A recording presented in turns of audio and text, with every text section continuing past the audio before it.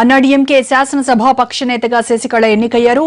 నేడో రేపో సీఎంగా ప్రమాణం చేస్తారు. అంతటితో కథ సుఖాంతమవుతుందా? కాదు, అక్కడే అసలు కథ మొదలవుతుందంటున్నారు విశ్లేషకులు. ఇన్నాళ్లు పన్నీర్ను సీఎంగా గౌరవించిన డీఎంకే నేత స్టాలిన్ శశికళ పట్ల అలా వ్యవహరించే అవకాశం లేదు. అటు కేంద్రం కూడా ప్రస్తుతానికి సైలెంట్ గా ఉన్నా భవిష్యత్తులో చిన్నమ్మకు అడ్డంకులు సృష్టించే అవకాశాలు పుష్కలంగా ఉన్నాయి.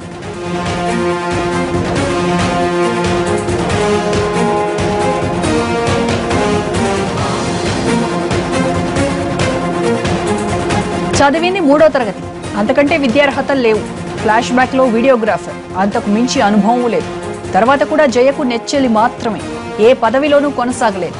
జయ ఇమేజ్ ను అడ్డం పెట్టుకుని దోచుకోవడం దాచుకోవడం తప్పితే అటు పార్టీ క్యాడర్ ను కానీ ఇటు ప్రజల్ని కానీ ఎప్పుడూ ఆదుకున్న చరిత్ర లేదు.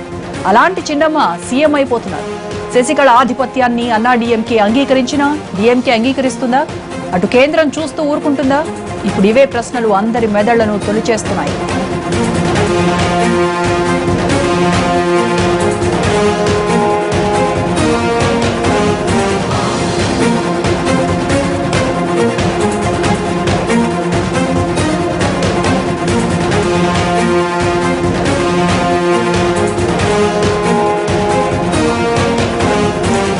జయ మరణంపైనే ఎన్నో అనుమానాలు వ్యక్తం చేసిన ప్రధాన ప్రతిపక్షం డీఎంకే శశికళనే వేలెత్తి చూపింది. తమిళ ప్రజలు జయలలితను చూసి ఓటేశారు కానీ ఆమె కుటుంబాన్ని చూసి కాదని స్టాలిన్ బహిరంగంగా కుండబద్దలు కొట్టారు. జయ చనిపోయిన తర్వాత చిన్నమ్మ సీఎం అయ్యుంటే ఈ పాటికి అన్నాడీఎంకే 2 ముక్కలై ఉండేది. అందులో నో డౌట్. ఎందుకంటే అప్పుడు పలువురు అన్నాడీఎంకే నేతలు డీఎంకేలోకి వెళ్లడానికి రెడీగా ఉన్నారు. అయితే పన్నీర్ ముఖ్యమంత్రి కావడంతో స్టాలిన్ ఆయన్ను దించడానికి ఒప్పుకోలేదు.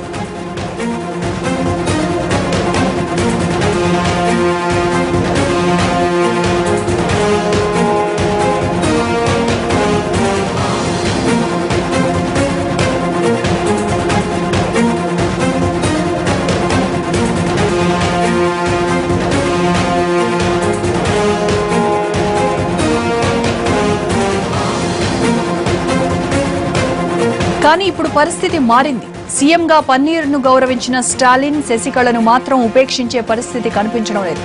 ఖచ్చితంగా అసెంబ్లీలో అవిశ్వాసం పెడతారని వాదన బలంగా వినిపిస్తోంది.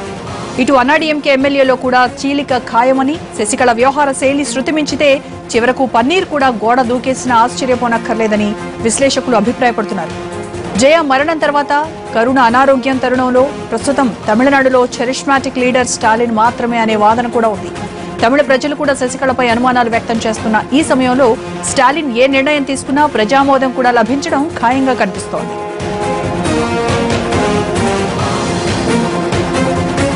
ఇక బీజేపీ విషయానికొస్తే మింగలేక కక్కలేక అన్న పరిస్థితి ఉంది. శశికళను తొక్కేయడానికి ప్రయత్నించిన 5 రాష్ట్రాల ఎన్నికలు, జల్లికట్టు ఉద్యమం కేంద్రాన్ని వెనక్కు తగ్గేలా చేశాయి. జయ మరణాన్ని అవకాశంగా తీసుకుని పన్నీర్ను రిమోట్లో ఆడించాలనుకున్న మోడీ, అమిత్ షా ఆశలు 3 నాళ్ల ముచ్చటగానే మిగిలిపోయాయి. తమకు ఇష్టం లేదని తెలిసినా, ఎంత వ్యతిరేకత ఉన్నా పదవీకాంక్షతో చిన్నమ్మ ఆడుతున్న రాజకీయ చదరంగాన్ని కేంద్రం నిశితంగా గమనిస్తోంది. సమయం కోసం వేచి చూస్తోంది. అవసరమైతే శశికళపై ఉన్న కేసులు తిరగదోడాలని, జైలుకు పంపడానికి కూడా వెనకడదనే అభిప్రాయం ఉంది.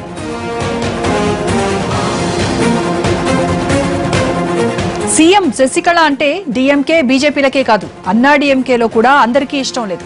విధిలేక చిన్నమ్మను ఏకగ్రీవంగా ఎన్నుకున్నా అవకాశం వస్తే దించేయడానికి కొందరు రెడీగా ఉన్నారు. శశికళ సీఎం అయ్యాక 6 నెలలలోపు ఎమ్మెల్యేగా గెలవాల్సి ఉంటుంది. అయితే అసలు 6 నెలలు శశికళను ఉంచుతారా అనేదే అసలు ప్రశ్న.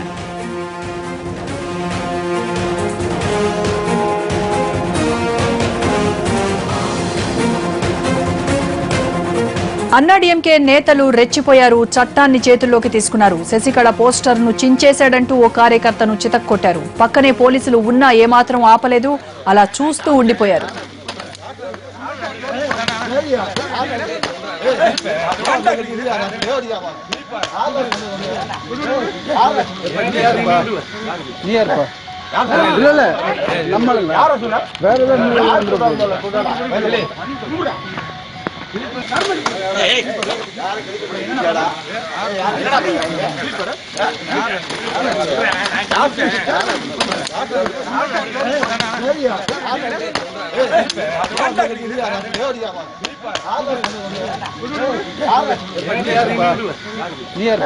இல்ல நம்மள யார சொன்னா வேற ஏதாவது